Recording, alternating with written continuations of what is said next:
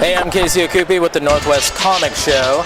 If you know much about comics, you might recognize this person because he's pretty iconic and incredible. One of my favorite. I'm actually interviewing one of my favorite artists, so that's really cool. It's Jim Mahfood. How are you doing? Good, how are you? Pretty good. Are you enjoying Rose City right now? Yes, this is always a super solid show. Yeah. Now, you are currently one of the artists on Tank Girl, right? Yes.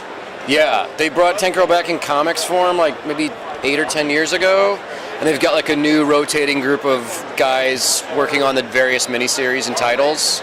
The current series is called Tank Girl All-Stars, and I'm part of that, and it's a celebration of her 30th anniversary is this year, which is crazy to think about. And it's all being published from Titan Books out of the UK. Okay. I didn't realize that I'm older than Tank Girl. That's kind of makes me a little uncomfortable. Okay, welcome to my club. It's all right. We're older than Tank Girl. It's kind of sad and scary. Now, you did art for Marvel when you did Generation X. I love that issue, and I love Spider-Man when you're doing that. You have a very solid style. How did you? Is that just all original you, or who influenced you? I mean, in the 90s, I was hugely influenced by Jamie Hewlett, the original Tank Girl artist. Right. And I mean, I love, my list of influences always changes and evolves, but just the classic guys. I'm a huge Kirby fanatic. I love Mike Mignola, who's like literally right over there. Yeah. You know, to like the more arty painterly guys like Bill Sienkiewicz, Kent Williams, Dave McKean. Black and white guys like the Hernandez brothers, Evan Dorkin. So my influences range, and in recent years I've gone into more looser kind of mixed media style. So again, like the more Bill Sienkiewicz, almost like Ralph Steadman, the guy who illustrated Hunter S. Thompson stuff. Wow. So I'm always looking at new and old stuff and processing it. I think most artists are constantly keeping their eyes open to new information, new influences all the time. So you don't get bored. Yeah, absolutely. That makes sense. Now, Girl Scouts, I have some of the older issues. What have they been up to recently? Have they?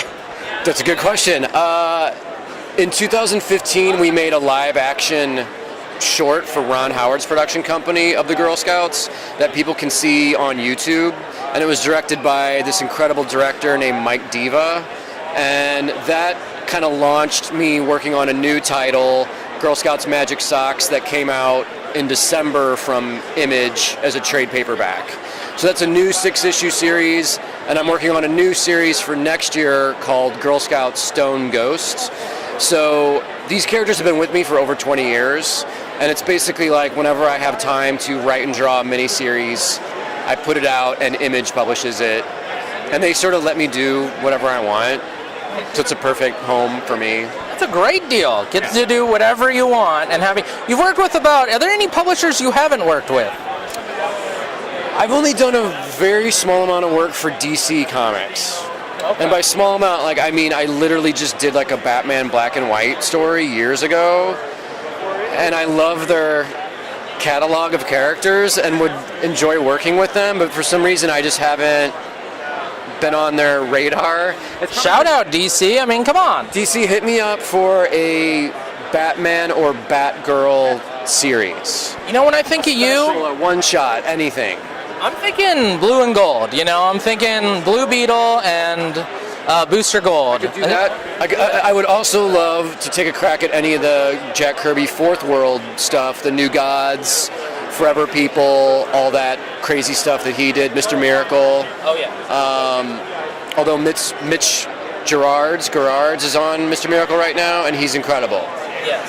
Absolutely. I can't do better than him, but... When I think of your stuff, I think of a lot of smart-ass comics, you know what I mean? Like, take that. You'll take that's acceptable? Sorry, I'm thinking of, like, because Spider-Man, he's always risky, and then the Girl Scouts, and then, like, Clerks and all that stuff. Is that the kind of stories? What kind of stories do you like? I like things that do have that edge and that smart, alecky attitude, and also humor. Like I don't know if my style is suited for like a super dramatic thing. I like things that are a bit lighter and a bit like that's why my style is perfect for Tank Girl.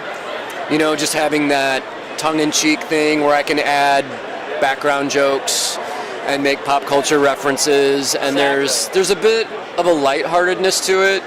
And even with Girl Scouts, even though it has ultra violence in it, it's all so exaggerated and cartoony and over the top. It's not based in this world. I've kind of created my own universe where my stories and my art exist, and I can play there and have fun and go crazy. Okay, if someone's gonna direct that, I'm thinking like Sin City kind of, like Rodriguez kind of thing. Who would you think would be the director for the Girl Scouts movie? That is a great question. If I had my choice, it would have been Alejandro Jodorowsky in the 1970s when he made El Topo and Holy Mountain. They're insane cult psychedelic movies. Modern directors right now, maybe the Crank guys. Okay. The guys that made the Crank movies. All right. Mixed their style with a bit of animation. So live action mixed with animation by the Crank guys, that could be the Girl Scouts movie. Yeah, can't beat it. All right, so we'll be seeing that in the future, and I really appreciate this interview. Thank you very much, Jim. You're welcome. All right. Yeah, thanks for having me. Thank you.